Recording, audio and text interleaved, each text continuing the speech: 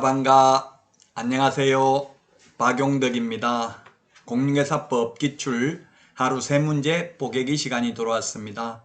먼저 문제 풀기 전에 여러분 구독, 좋아요, 알람 설정해 주시면 감사하겠습니다. 자, 그러면 문제 풀어보도록 하겠습니다. 31번 문제입니다. 손해배상 책임 보장에 관한 설명으로 옳은 것입니다. 손해배상 시험에 2문제 정도 출제가 됩니다. 손해배상은 2문제가 출제가 되는데, 자, 옳은 것입니다. 옳은 것.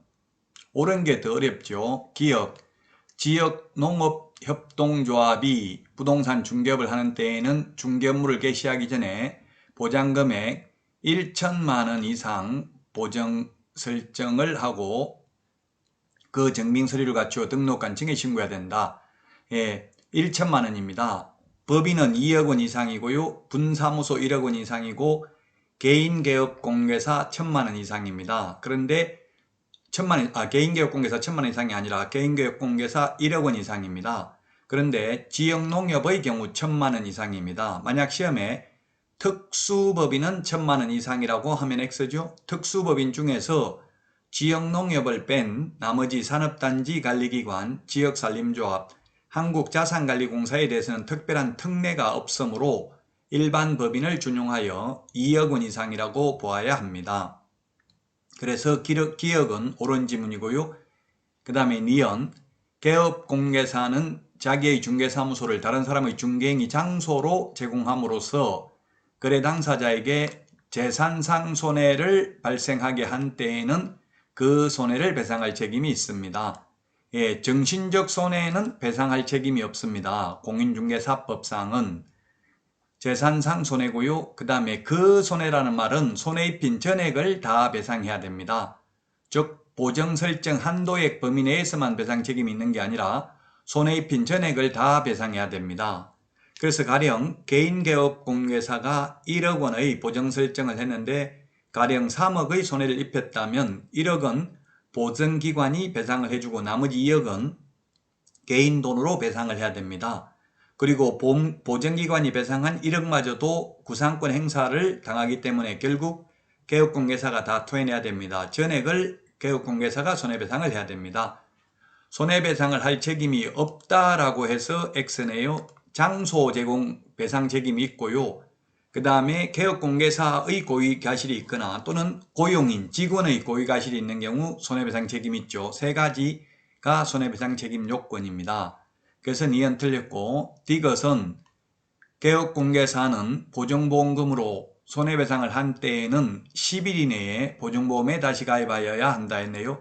10일이 X입니다. 10일이 아니고 15일이죠. 15일 이내에 재보증 설정을 해야 됩니다. 손해배상을 하고 나면 15일 이내에 재보증 설정을 해야 된다는 것 꼭 기억을 하시기 바라겠습니다.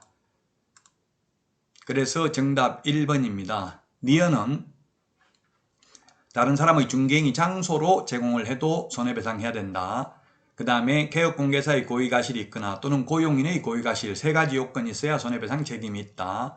그 다음에 D것은 손해배상을 해주고 나면 15일 이내에 재보정 설정을 해야 됩니다.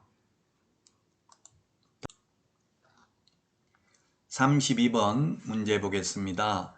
개업공개사의 확인설명사항으로 가장 옳은 것은 했는데요. 1번 지문, 하나의 주택에 임차인이 2명 이상이고 이들이 그 주택에서 가정공동생활을 하는 경우 이들을 1명의 임차인으로 보아 이들의 각 보증금을 합산한다. 이게 맞는 말이죠.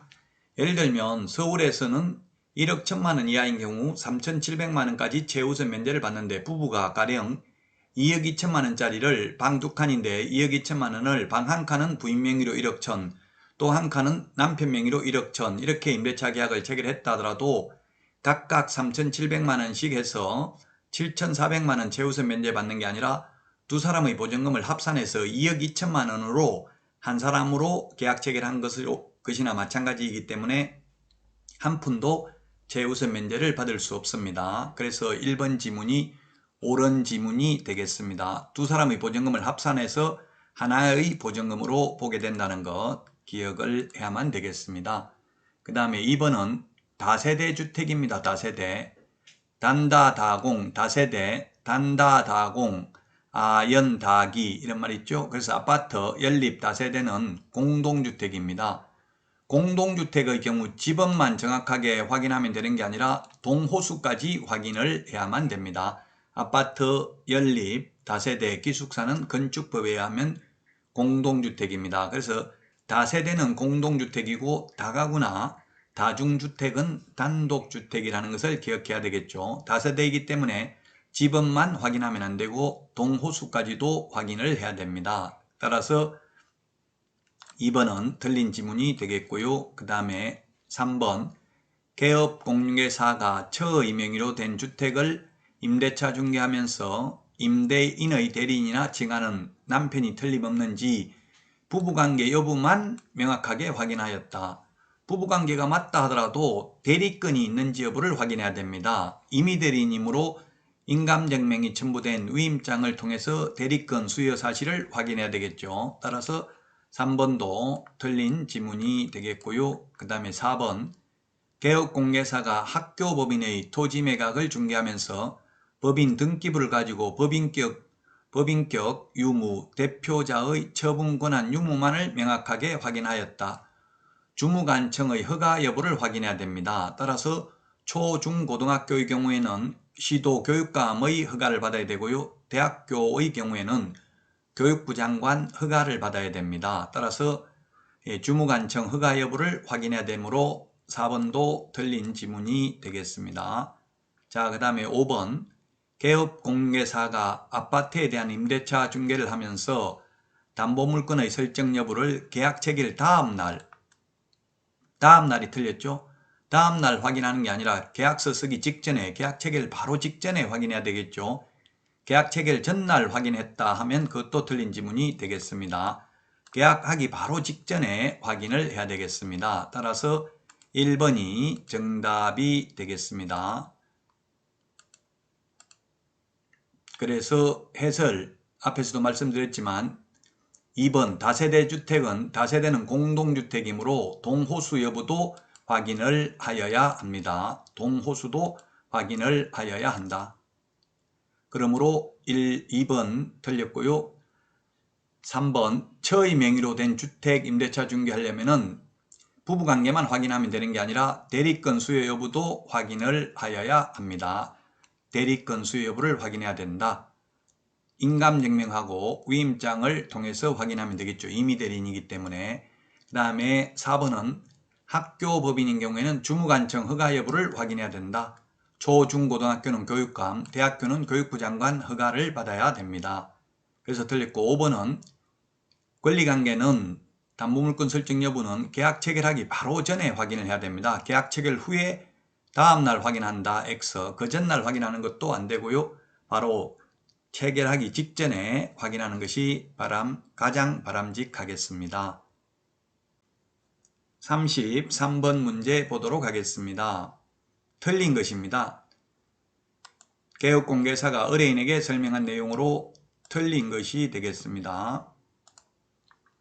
기업, 공설묘지, 가족묘지, 종중, 문중묘지 안의 분묘 일기 및 당의 분묘의 상석, 비석 등 시설물 설치구역 면적은 10제곱미터, 그 다음에 합장의 경우에는 15제곱미터입니다. 합장은 20제곱미터가 아니라 15제곱미터라는 것 주의를 하셔야 됩니다. 초과해서는 아니 됩니다.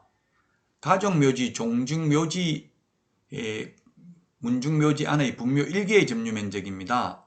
가족묘지의 경우 100제곱미터 이하, 종중묘지는 1000제곱미터 이하, 법인묘지는 10만 제곱미터 이상이죠. 근데 가족묘지 안에 들어가는 분묘 1개의 점유면적은 10제곱미터가 되겠습니다. 합장은 15제곱미터고요. 맞습니다. 니은에 경매의 경우 매수인은 유치권자에게 그 유치권으로 담보되는 채권을 변제하여야 목적물을 인도받을 수 있습니다. 그렇죠. 경매에서 무조건 인수되는 권리가 유치권, 분묘기지권, 법정지상권이죠. 물론 유치권의 경우에는 경매 신청 기입 등기 전까지 점유는 하고 있어야 됩니다. 그래서 니은도 맞고요. 디귿, 개인 묘지는 30제곱미터를 초과해서는 아니 됩니다. 개인 묘지는 30제곱미터, 가족 묘지는 100제곱미터를 초과해서는 아니 되고요. 종중 묘지는 1000제곱미터를 초과해서는 아니 되죠.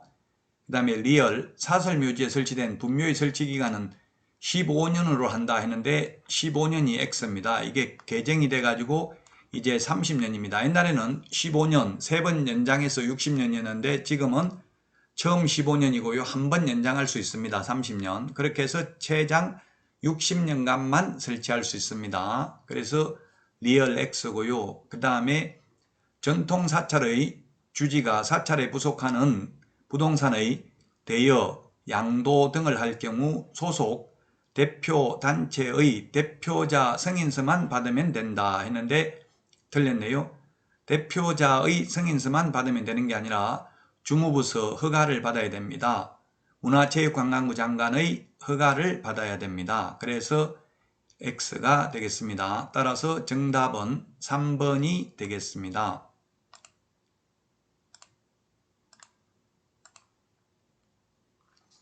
리얼 사설묘지에 설치된 분묘의 설치기간은 2016년 8월 30일부터 30년으로 개정 시행이 되고 있습니다. 30년에서 한 번 연장할 수 있습니다. 30년. 그러면 최장 60년간만 가능합니다.